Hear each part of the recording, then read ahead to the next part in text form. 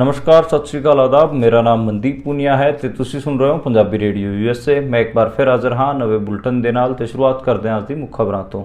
America ਦੀ magazine ਨਿਊਜ਼ਵੀਕ ਵੱਲੋਂ ਪ੍ਰਧਾਨ ਮੰਤਰੀ ਨਰਿੰਦਰ ਮੋਦੀ ਦੇ ਲਿੱਤੇ ਗਏ ਇੰਟਰਵਿਊ 'ਚ ਉਹਨਾਂ ਨੇ ਕਿਹਾ ਹੈ ਕਿ ਤਤਕਾਲ ਤੌਰ ਤੇ ਚੀਨ ਨਾਲ ਗੱਲਬਾਤ ਕਰਕੇ ਸਰਹੱਦੀ ਝਗੜਾ ਸੁਲਝਾ ਲੈਣਾ ਚਾਹੀਦਾ ਸੀਗਾ। ਉਹਨਾਂ ਦੇ ਇਸ ਬਿਆਨ ਤੋਂ ਬਾਅਦ ਆਪੋਜੀਸ਼ਨ ਨੇ ਉਹਨਾਂ ਨੂੰ ਡਰਪੋਕ ਕਿਹਾ ਹੈ। हरियाणा के महेंद्रगढ़ जिले में एक स्कूली बस का एक्सीडेंट होने करके 6 स्कूली बच्चों की डेथ हो गई है और 35 बच्चे घायल हैं। इस घटनाक्रम तो बाद हरियाणा की सिक्ख्या मंत्री ने बस के ड्राइवर, प्रिंसीपल और स्कूल के मालक ते कार्रवाई करने की गल कही है, क्योंकि अज ईद की छुट्टी सी, फिर भी स्कूल वाला स्कूल चला रहा सी। गुजरात तो कांग्रेस के बड़े आगू रोहन गुप्ता ने कांग्रेस छड़ के बीजेपी पार्टी ज्वाइन कर ली है। इदा ही पंजाब च श्रोमणी अकाली दल के बड़े आगू सिकंदर सिंह मलूका की नूह ने भी बीजेपी पार्टी ज्वाइन कर ली है। सिकंदर सिंह मलूका की नूह का नाम परमपाल कौर है तो वह IAS सीगे। उन्होंने IAS तो इस्तीफा दे के बीजेपी पार्टी ज्वाइन की है। कहा जा रहा है कि वह बठिंडे तो बीजेपी के वलों कैंडिडेट होंगे। पश्चिम बंगाल की मुख्यमंत्री ममता बनर्जी ने कलकत्ते दे विच ईद की नमाज अदा करने वास्ते इकट्ठे हुए मुसलमान भाईचारे नूं संबोधित करदਿਆਂ कहा है कि वह अपने सूबे च CANRC ਅਤੇ यूनीफॉर्म सिविल कोड लागू नहीं होने देंगे। इंडिया के प्राइम मिनिस्टर ऑफिस वालों एक जानकारी साझा करदਿਆਂ दस्या गया है कि इजराइल युद्ध दे विच 6000 वर्करस उत्थे कम करने वास्ते जाणगे। ईडी की रडार ते आए आम आदमी पार्टी के एक वजीर ने इस्तीफा देने तो बाद आम आदमी पार्टी के 7 राज सभा सांसदा ते भी लोग सवाल पूछ रहे ने कि ये 7 राज सभा सांसद कित्थे हैं। शंभू बार्डर ते चल रहे किसान अंदोलन च कुछ ट्रैक्टर ट्रालियां नूं अग लग गई सी, पर उत्थे खड़े किसानां ने फुर्ती वरदियां होया पानी नाल इस अग ते काबू पा लिया गया। किसी भी किसान नूं कोई सट फेट नहीं लगी है, पर 4 तंबू किसानां दे जल के राख हो गए ने। किसान अंदोलन दे विच वध किते गए किसान आगूआं, सोशल एक्टिविस्टां, किसानां ते पत्रकारां दे ट्विटर अकाउंट खोले गए हैं, लेकिन हजे भी कई पत्रकारां दे ट्विटर अकाउंट बंद हैं अते ये कार्रवाई कोर्ट केस पैण तो बाद हुई है। ये सीगियां अज दीयां मुख खबरां। हुण करदे आपां इन्हां खबरां दा विश्लेषण ते शुरुआत करदे हां नरेंद्र मोदी दे इंटरव्यू नाल। अमेरिका की मैगजीन है न्यूज़वीक, उन्हें इंटरव्यू लिता सी प्रधानमंत्री नरेंद्र मोदी का। बड़े पोले पोले सवाल पूछे गए सी। उहदे च ही एक सवाल सीगा चीन नाल कन्फ्लिक्ट वाला। पत्रकार ने पूछा कि चीन नाल जिहड़ा सरहदी विवाद है इंडिया का, वो हजे तक सुलझा क्यों नहीं। नरेंद्र मोदी ने कहा कि बहुत छेती ये विवाद सुलझा लेना चाहिए सीगा गलबात करके, पर असी ये नहीं कर सके तो असी हुण इलैक्शनां च बिजी हाँ, इस तो बाद असी देखांगे।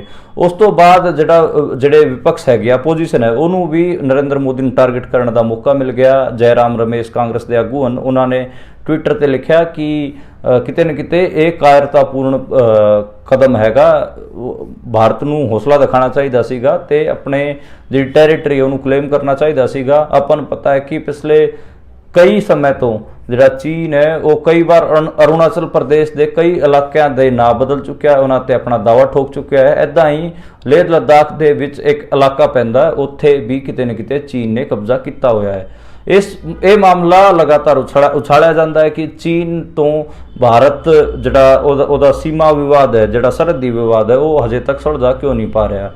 चीन नाल इंडिया के रिश्ते सहज नहीं हैं। उहदा एक रीजन अमेरिका नाल इंडिया की नेड़ता भी हैगी ते नरेंद्र मोदी की कई कमजोरियां भी हैं। इस करके जिहड़ा सीमा विवाद है, जिहड़ा सरहदी विवाद है चीन नाल सुलझण का ना ही नहीं ले रहा। ईवन जिहड़े लेह लद्दाख के एक्टिविस्ट है सोनम वांगचुक, उन्होंने भी ये मुद्दा पिछले कई दिन पहला उठाया सीगा। उन्होंने कहा सीगा कि असी लद्दाखी लोग पैदल मार्च करके जिहड़ा उत्थे सरहद हैगी चीन वाली उत्थों तक जावांगे तो लोगों को दिखावांगे कि किन्ना एरिया चीन ने इंडिया का कब्जा किया हुआ। लेकिन उन्होंने लोगों उन्होंने एक्टिविस्टां नूं उत्थे नहीं जाण दिता गया तो उन्होंने रोक दिता गया।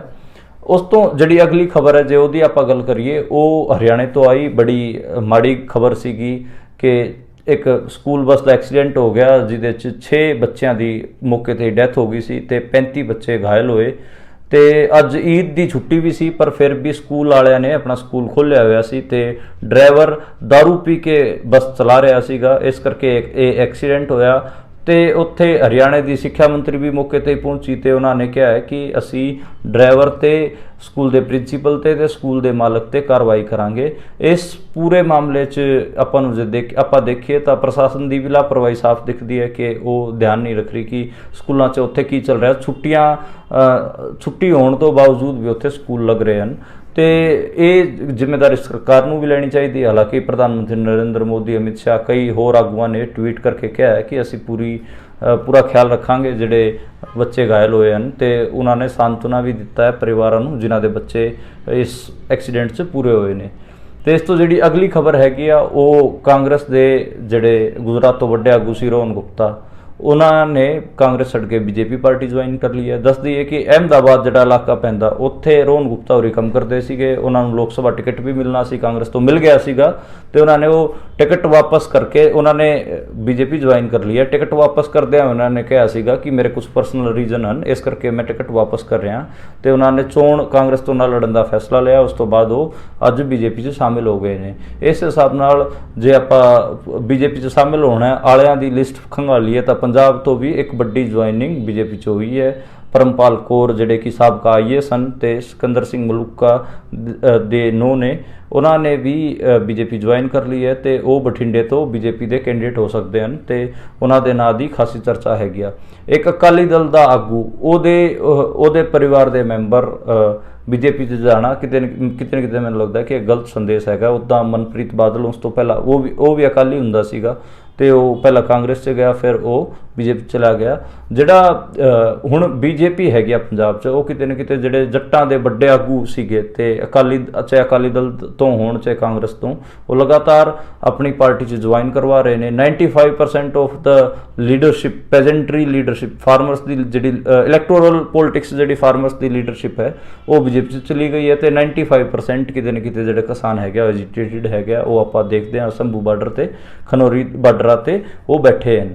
ਤੇ ਉਹ ਤੋਂ ਜਿਹੜੀ ਅਗਲੀ ਖਬਰ ਹੈਗੀ ਆ ਉਹ ਪੱਛਮੀ ਬੰਗਾਲ ਤੋਂ ਆਈ। ਪੱਛਮੀ ਬੰਗਾਲ ਅੱਜ ਪੂਰੇ ਮੁਲਕ ਭਰ 'ਚ ਈਦ ਦੀ ਨਮਾਜ਼ ਅਦਾ ਮੁਸਲਮਾਨ ਲੋਕ ਕਰ ਰਹੇ ਹਨ ਤੇ ਕਲਕੱਤੇ ਦੇ ਵਿੱਚ ਆਪਾਂ ਨੂੰ ਪਤਾ ਹੈ ਕਿ ਇੱਕ ਵੱਡੀ ਨਮਾਜ਼ ਮੁਸਲਮਾਨ ਭਾਈਚਾਰੇ ਨੇ ਅਦਾ ਕੀਤੀ ਸੀ। ਉੱਥੇ ਮਮਤਾ ਬੈਨਰਜੀ ਵੀ ਪਹੁੰਚੇ ਤੇ ਉਹਨਾਂ ਨੇ ਉੱਥੇ ਬੋਲਦਿਆਂ ਕਿਹਾ ਕਿ ਉਹ ਪੱਛਮੀ ਬੰਗਾਲ 'ਚ CANRC ਨਹੀਂ ਲਾਗੂ ਹੋਣ ਦੇਣਗੇ, ਨਾ ਹੀ ਯੂਨੀਫਾਰਮ ਸਿਵਲ ਕੋਡ ਲਾਗੂ ਹੋਣ ਦੇਣਗੇ। ਆਪਾਂ ਨੂੰ ਪਤਾ ਕਿ ਪੱਛਮੀ ਬੰਗਾਲ 'ਚ ਮਮਤਾ ਬੈਨਰਜੀ ਲਗਾਤਾਰ ਮੁਸਲਮਾਨਾਂ ਨਾਲ ਖੜੇ ਦਿਖਦੇ ਨੇ ਤੇ ਉਹ ਉੱਥੇ ਜਿਹੜੇ ਘੱਟ ਗਿਣਤੀ ਦੇ ਲੋਕ ਹੈਗੇ ਆ ਉਹਨਾਂ ਨੂੰ ਵੀ ਪ੍ਰੋਟੈਕਟ ਕਰਦੇ ਨੇ ਤੇ ਉੱਥੇ ਜਿਹੜੀ RSS ਸੰਘ ਦੀ ਜਿਹੜੀ ਆਈਡੀਓਲੋਜੀ ਹੈ ਜਾਂ ਫਿਰ ਉਹਨਾਂ ਦੀ ਜਿਹੜੀ ਵਿਚਾਰਧਾਰਾ ਹੈ ਉੱਥੇ ਉਹਨਾਂ ਨੂੰ ਉਹ ਪੈਰ ਨਹੀਂ ਲੱਗਣ ਦਿੰਦੇ। ਇਸ ਕਰਕੇ ਜਿਹੜਾ ਮੁਸਲਿਮ ਭਾਈਚਾਰਾ ਉਹਦਾ ਵੀ ਵੱਡੇ ਲੈਵਲ ਤੇ ਵੋਟ ਮਮਤਾ ਬੈਨਰਜੀ ਨੂੰ ਪੈਂਦਾ ਹੈ।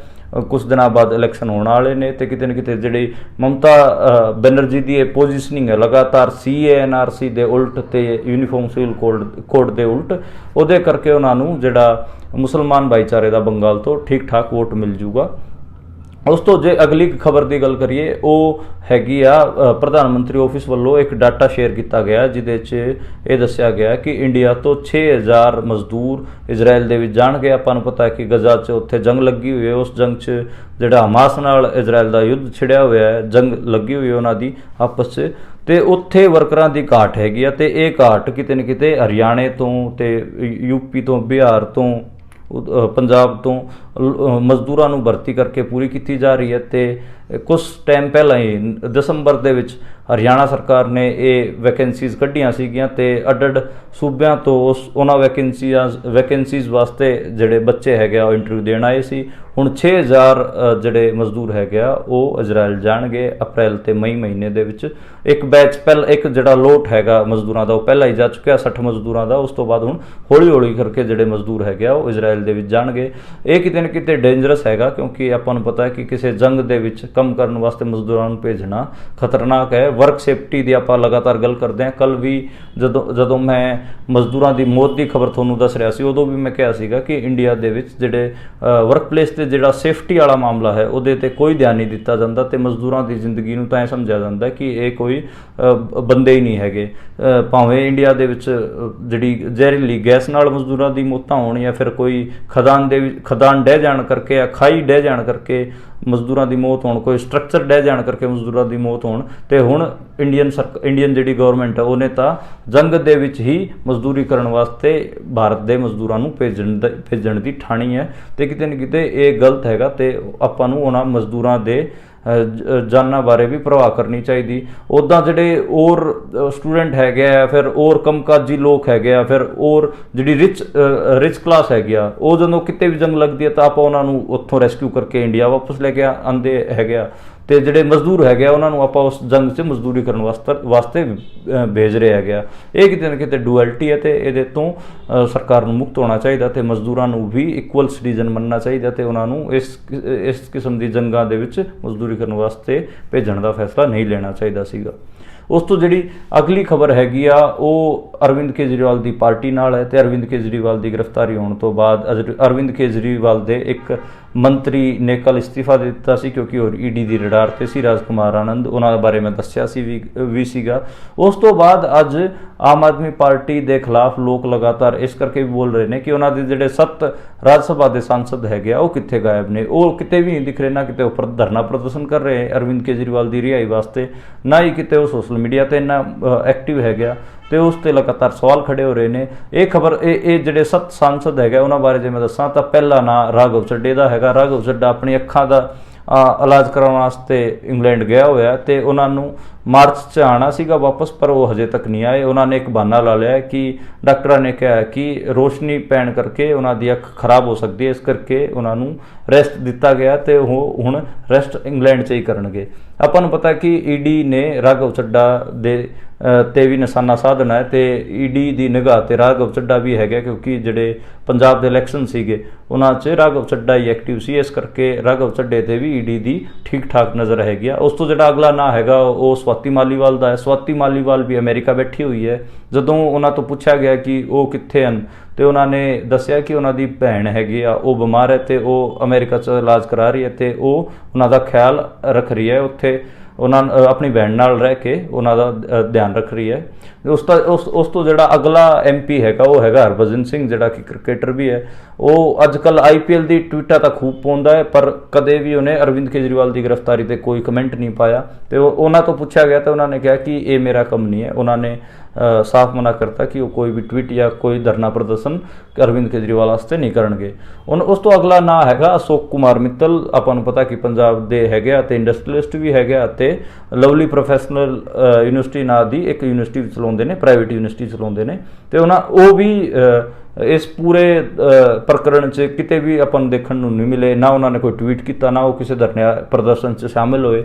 ਉਹਨਾਂ ਤੋਂ ਪੁੱਛਿਆ ਗਿਆ ਤਾਂ ਉਹਨਾਂ ਨੇ ਕਿਹਾ ਕਿ ਪਾਰਟੀ ਨੇ ਉਹਨਾਂ ਨੂੰ ਕੋਈ ਸੱਦਾ ਹੀ ਨਹੀਂ ਦਿੱਤਾ ਅੰਦੋਲਨ ਕਰਨ ਦਾ ਜਾਂ ਕੋਈ ਟਵੀਟ ਪਾਉਣ ਦਾ। ਜੇ ਮੈਨੂੰ ਕੋਈ ਕਹੂਗਾ ਉਸ ਤੋਂ ਬਾਅਦ ਹੀ ਮੈਂ ਦੇਖਾਂਗਾ, ਮੈਨੂੰ ਤਾਂ ਨੈਗਲੈਕਟ ਕੀਤਾ ਜਾ ਰਿਹਾ ਹੈ।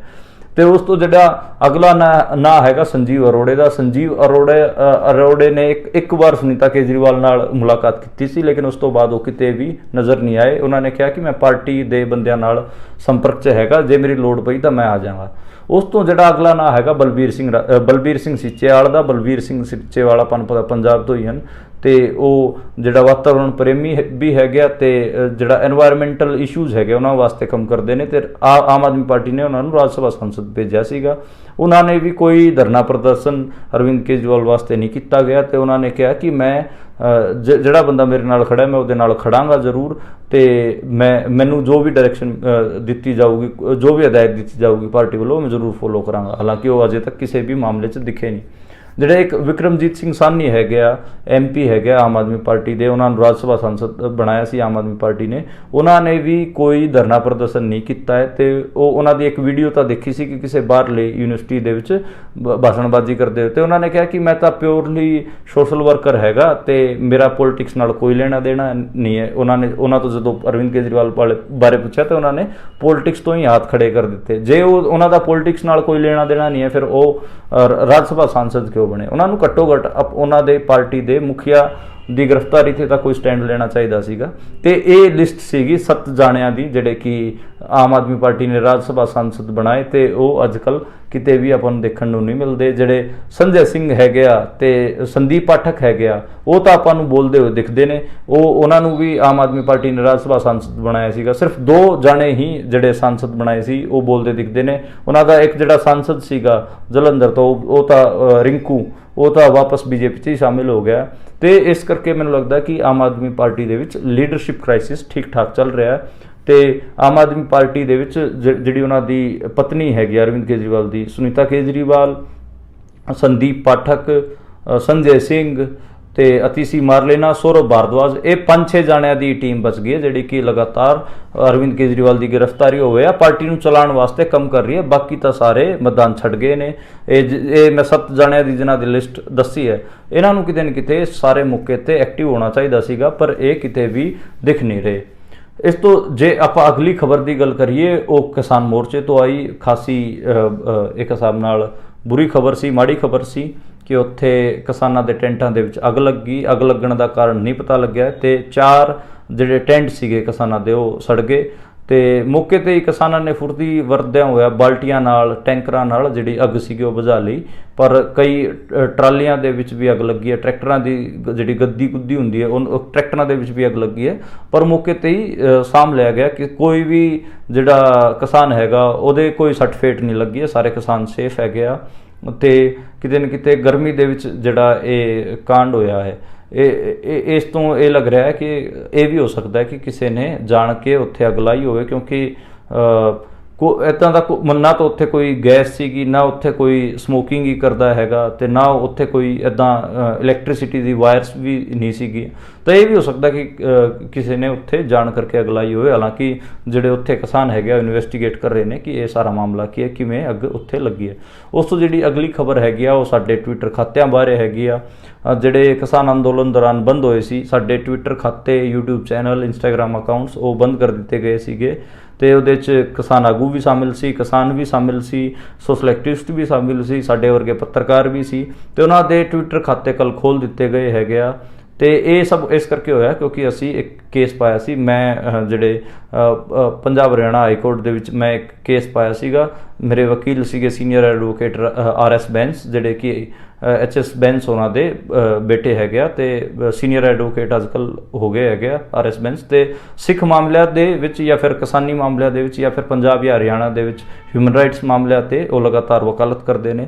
ਤੇ ਉਹਨਾਂ ਨੇ ਬਹੁਤ ਵਧੀਆ ਸਾਡੀ ਪੈਰਵੀ ਕੀਤੀ ਤੇ ਪਹਿਲੀ ਹੀ ਤਰੀਕ ਤੇ ਜਿਹੜੇ ਜੱਜ ਸੀਗੇ ਉਹਨਾਂ ਨੇ ਇੰਡੀਅਨ ਗਵਰਨਮੈਂਟ ਨੂੰ ਨੋਟਿਸ ਕਰਤਾ ਸੀਗਾ ਕਿ ਰੀਜ਼ਨ ਦੱਸੋ ਕਿ ਇਹਨਾਂ ਦੇ ਟਵਿੱਟਰ ਖਾਤੇ ਤੁਸੀਂ ਕਿਉਂ ਬੰਦ ਕੀਤੇ ਹੈਗੇ ਆ। ਨੋਟਿਸ ਹੋਣ ਤੋਂ ਬਾਅਦ ਹੀ ਸਾਡੇ ਜਿਹੜੇ ਟਵਿੱਟਰ ਖਾਤੇ ਹੈਗੇ ਉਹ ਖੋਲ੍ਹ ਦਿੱਤੇ ਗਏ ਨੇ ਤੇ ਸਾਨੂੰ ਮਾੜੀ ਜਿਹੀ ਰਾਹਤ ਮਿਲੀ ਤਾਂ ਕਿ ਅਸੀਂ ਜਿਹੜਾ ਕਿਸਾਨ ਅੰਦੋਲਨ ਜਾਂ ਫਿਰ ਜਿਹੜਾ ਇੰਡੀਅਨ ਪੋਲਿਟਿਕਸ ਜੋ ਕੁਝ ਚੱਲ ਰਿਹਾ ਉਹਦੇ 'ਤੇ ਆਪਣੀ ਲਗਾਤਾਰ ਰਿਪੋਰਟਿੰਗ ਜਾਰੀ ਰੱਖ ਸਕੀਏ।